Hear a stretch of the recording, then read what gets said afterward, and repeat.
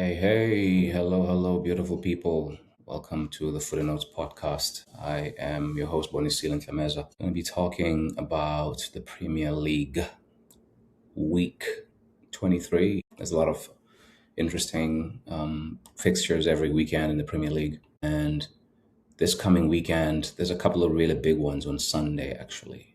West Ham, Sunderland. That one is crazy, actually. I would not have thought, I would be talking about that one in a similar way that I'm talking. So I'm gonna be looking at like the Premier League landscape going into the last 16 games and specifically focusing on this week and what I think is going to happen in most games.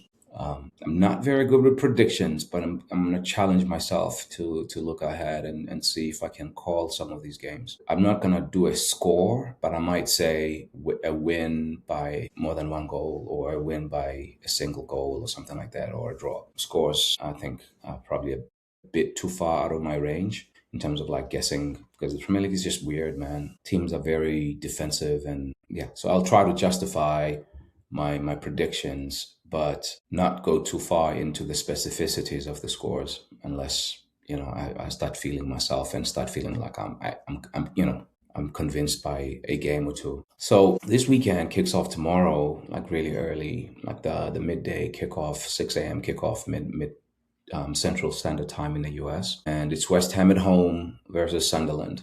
West Ham has made some good signings not good signings, sorry. They've made a few signings since the January window has started. They're wasting no time. They still sitting 18th, but they're not too far away, like Wolves, for example. But this game is going to be very, very big for both teams because, you're either pulling one close to you if you're Wolves. If you are West Ham, you're pushing somebody a bit further away. It's a relegation six-pointer. And I'm surprised, Wolves will go to City and lose is what I'm trying to say. But West Ham will do themselves a big, big, big favor by winning against Sunderland at home. But based on what we've seen from both teams so far this season, I think Sunderland is the better team, the better structured team, the better confident team, and they've had longer with their coach. West Ham, I think, have better players in terms of experience, quality, and I'm not saying in every single position, but I think one team, Sunderland, is more than the sum of its parts, and West Ham is the opposite. I think West Ham is grossly underachieving with the level of talent they have. Even though I think Nuno is trying here to make something of this season and keep them in the Premier League. I think this one is going to be a draw or a narrow Sunderland win. But I'll go for a draw because I think West Ham is at home and Sunderland is very strong defensively. I think West Ham will have a goal in this game, but I'm not sure they'll be able to keep goals out. So because I don't think West Ham will be able to keep a clean sheet, I see a draw in this game because Sunderland will fight back and they're good at getting draws, Sunderland. And games that involve Sunderland tend to be low-scoring games anyway. So the next game that we'll go into is Burnley at home to Tottenham Hotspur. I think Spurs are going to win this game. I think Thomas Frank, I'm rooting for him, by the way. I think Spurs are going to win their second game in a row. And then Thomas Frank noise is pushed back by another week, another game day. And I think Tottenham are going to win like 3-1. I think it's going to be a 3-1 Tottenham game, this one. And I think, pressure is going to pile up on Burnley. They're going to stay on 14 points. Tottenham right now sits on 27 points, 22 games played. Yeah, I see them winning this one, especially like after the last 4 games have been dropped points, draw, loss. They lost to West Ham, who I'm predicting are going to draw to Sunderland. So Tottenham is having a really difficult Premier League campaign because they're lacking that creativity in the team. And then Fulham, Brighton. This should be a fun game. Fulham, Brighton should be a fun game. So I've called the Spurs win by a couple of goals. I said 3-1, and I've said a draw is what I'm going for in the West Ham and Sunderland game. And then Fulham at home against Brighton. This one is going to be a 2-2 draw. I think both teams are happy to play, and it's going to be a 2-2 draw. It screams 2-2 draw for me, or like a high-scoring 1-goal win, like somebody wins this game, it's going to be like 3-2. I don't think this game is going to end with less than 3 goals. It could be a 2-1, but it will be a 2-1 with a lot of wasted chances. I see it as a 2-2, a long shot. I think Fulham getting some of their Nigerian boys back, another week back for them, that should help them. They've been good under Marco Silva, but I also think Brighton is recruited really well and they have a good coach in Fabian Hatzler, and yeah, and it's not that long of a travel, so the travel is not too disadvantageous. I like a 2-2 draw for this one. City, Wolves. I think City are going to come out swinging, and Wolves are going to try to do their low block thing, but I think City's going to overwhelm them. City has not won any of their last, I think, 4 Premier League games, which is not normal for them, right? 3 draws and a loss, starting with their draw against Sunderland on the 1st of January, followed by a draw against Chelsea, and then a draw against Brighton, and then a loss last week, a very deserved loss last week back to Manchester United. So I think this one is going to be probably an Erling Haaland feast. I think Manchester City, I like them for a 4-1, 5-1 win here. I don't think Wolves are going to stand a chance in this game. I mean, sure, football can make all of us look foolish sometimes, but this is not the week. Manchester City under Pep Guardiola, 5 games straight without a win. And then especially after what happened in Europe as well. Now, Gehi should play this game, right? I think they're gonna go for Wolves and they're gonna give them the business at the Etihad. Versus Liverpool. Liverpool is another team that struggled for wins in the Premier League. They've won 1 of their last 5. Bournemouth is a good team, and they were unlucky to lose 4-2 to Liverpool that opening weekend of the Premier League season. Feels so long ago now. However, Liverpool have become a little bit more disciplined and trying to build from a foundation of defense and solidity first, and then trusting their offensive talent to do what they need to do going the other way. So I think it's hard for me to see a game where there's no goals when Bournemouth are involved. Bournemouth are they're very good on being on the front foot, and they're buying more young talent, it seems, and I think they've been linked some Brazilian kids and whatever. But Liverpool are better and they are more disciplined now. So I see here like a scoring win similar to what happened in the opening game of the season for both of these teams where they faced each other. I think it'll probably be a Liverpool 3-1, 3-2 win, but I think Liverpool will score 3 goals in this game and they'll win it. Bournemouth will get 1 or 2, but I think Liverpool's defense is better than Bournemouth's and their offense is better than Bournemouth's individual talent-wise. So unfortunately, I think Bournemouth will lose this one at home. It'll be a tough game because that's what they do for everybody, against everybody. And then going into that, and that'll be the end of the Saturday fixtures. I think Liverpool have started to find a semi-blue-collar identity. I think the way this team was built in the summer was a little bit Galactico, big home run signings in Viets and Ekitike, and then deadline day-ish Alexander Isak.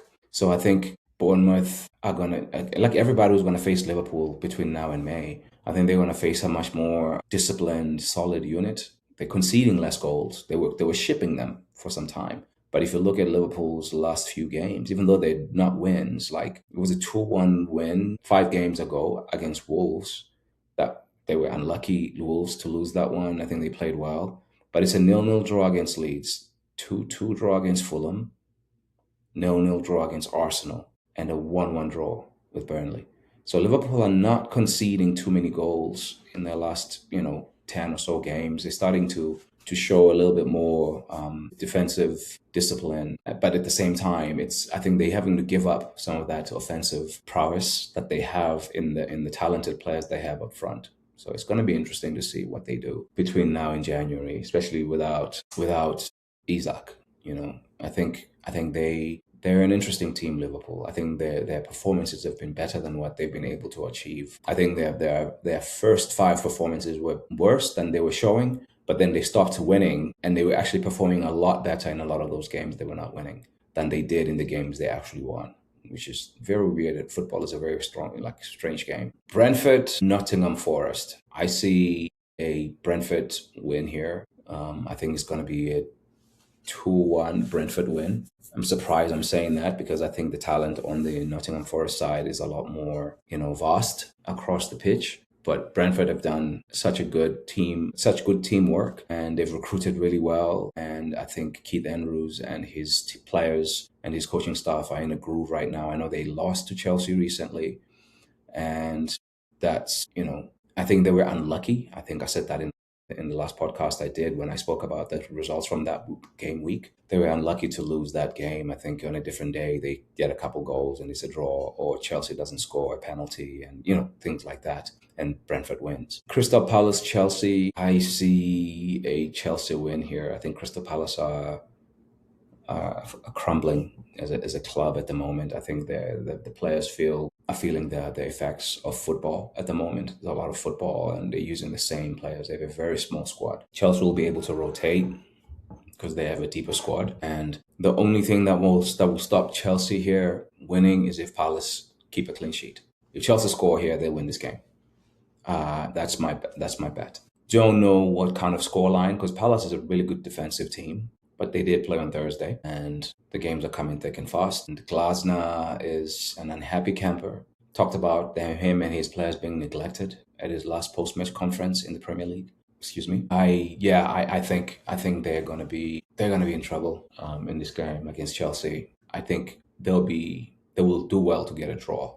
They'll do well to get a draw, I think. And then the next game is Newcastle at home to Aston Villa. This one should be fascinating, but I know Villa lost their last game after having been really hot, and Newcastle have been in a bit of a streak, and then they drew away to Wolves. I see a Newcastle win in this game or a draw, but I'm going to go for the home win so that I'm not sitting on the fence. I'm going to go for the home win. I think Newcastle with Wissa, Anthony Gordon, and whoever you play on the right, whether you play Harvey Barnes, who usually comes on the left, but you can play Harvey Barnes, you can play Murphy, one of the two, the twin, on the right wing. And then the midfield at Newcastle is workmanlike and tireless running. Their fullbacks, I think Lewis Hall is settling into being a proper first-team player now. I don't know if Livramento is available, but they're getting Sven Botman back to kind of a degree of fitness. Fabian Schär. I think Newcastle at home will take care of business, and Aston Villa will always fancy themselves. I think Villa will feel like we're the better team, but I think Newcastle has a deeper squad. And with the amount of football both of these teams are having to play, I think Newcastle are in a better position. And getting Wissa back from injury after missing most of the first half of the season is definitely helping them. And now they're able to park, what's his name, the tall kid from Germany, Altamada. And, he's getting minutes from the bench now. And I think that's going to be beneficial to Newcastle to be able to sit that kid down from time to time. And then the last game on Sunday is Arsenal Manchester United. This game is going to be a very difficult one to predict because I've never seen, never is too much, but I hardly see a game between Arsenal and Manchester United where Manchester United gets obliterated by Arsenal. Even when we've beaten them 3-1 in some of these games in recent times, it always feels a bit closer than it needs to, especially when you look at the kind of form Manchester United shows against the most of the league on most days in the last few years. Games against Arsenal are always tight, and especially when we go to Old Trafford. We've beaten Man United at home quite a bit, but this one is going to be a hard one to call. They are one full week under their new coaching setup, and Arteta tends to benefit from studying teams. There's no opportunity. So Man United are going to come in on a blank slate in a way, because I don't think they're going to necessarily approach the game against Arsenal the same way they approach City, because Arsenal are not as brittle inside in the interior as Manchester City are. They're going to have to. I can see though Man United doing a lot of those long ball across field that they used really well last weekend. They played a lot of diags and a lot of switches to the wingers, and in Dogu and Ahmad, they have some really good young players who are willing runners, pacey, They will be pressing. They will be looking to ask a lot of questions going the other way, and you don't want to give them a full pitch to run it. So it's going to be interesting to see what Arteta does here. On the strength of the two teams, I'm going to go with an Arsenal win, but I anticipate a difficult game because it's Manchester United in town and Arsenal under Arteta more often than not. Okay, I'm going on what I've seen here. Like if I wasn't supporting Arsenal and I was looking at these two teams, I'm predicting a 3-0 Arsenal win or a 3-1 Arsenal win. But because I watch Arsenal so much, maybe I'm overthinking it. My prediction here is a very difficult 2-1, maybe even 1-0 win, where it's clean sheet first mentality from both teams. United trying to frustrate and hit on the break, and Arsenal trying to keep the ball. But I think I said in my last podcast after watching United dismantle City in one of the best counter-attacking games I've seen this season, I was like, don't let them score the first goal. But Arsenal's going to be playing at home, so I think even if Manchester United gets the first goal, maybe that won't matter too much. I do think Arsenal is a far better team at the moment on form, on time together, and coach. I think Arteta, I know there's been a lot of like, yeah, Carrick pressed Arteta and he has a 100% win record against Arteta. Look, I actually wanted Michael Carrick to go there before Ruben Amorim. I think Michael Carrick is a good coach. I'm one of the few people I know who rates him as highly as I do. I think he has a career. I don't know if it will be at United. I think he has a career as a manager in the Premier League and maybe even England manager one day. I think he's a good X's and O's guy and smart player in his day, and it seems to be a smart young coach too. I'm not gonna underestimate them. But I also don't think if Michael Carrick and Manchester United go to Arsenal and win, I don't think it's Carrick who's done anything to Arteta. It's more like players playing maybe a little bit more free and, all that kind of stuff. This is to take nothing away from Carrick. It's just like, I think it's too early to know what United is under him. And what we saw against City was beautiful for anyone who wanted City to lose that day. But there was also a lot of breadcrumbs that in Manchester United were living on the table, especially with like some of the defensive play they were showing. They were not very disciplined. They were on edge, and if they bring that mentality to the Emirates, they're going to get themselves into trouble. So it's going to be interesting to see this one. I'll predict a 2-1 win Arsenal, but if I was not an Arsenal fan, I think I'd be going bigger. And then the last game of the weekend is going to be Leeds and Everton. Everton at home. That's going to be a tricky one to call because Everton, they keep putting results. They have more points than Tottenham Hotspur, and people won't even know half the players who play for Everton. Yet they're sitting there on 32 points. Like, how many points off fourth? 4 points behind Liverpool in fourth position. Look, Everton are crazy, like sneaky good this year in terms of results. I don't think watching them is fun. Just like watching Arsenal is not fun. But they're getting the results, and David Moyes is just quietly doing a madness there. With the level of talent he has, I think he's overachieving. Him and Brentford, Everton and Brentford are the two teams who are just like quietly, just like, we're coasting here. We're doing what we need to do. And respect to Everton for what they've done. Prediction for this game is going to be a hard one because they're both hardworking teams, and Leeds needs the points more, even though they're only 7 points behind Everton. I'm going to predict a draw here. Because both of these teams are teams that I've actually been enjoying watching recently, and I can see Leeds going there and causing problems with their 3-5-2 formation, Calvert-Lewin even getting a goal. But I can also see Everton with the home support fighting back and getting one. So I'm going to say 1-1 draw. I don't think it's going to be a high-scoring game unless there are red cards and other crazy things that happen in the game. And I'm going to end this one here. Appreciate you for joining me on the 100th episode of the Footie Notes podcast. Thank you for supporting. Please like, hype, subscribe, and all the beautiful business that podcasters ask you guys to do. Cheers.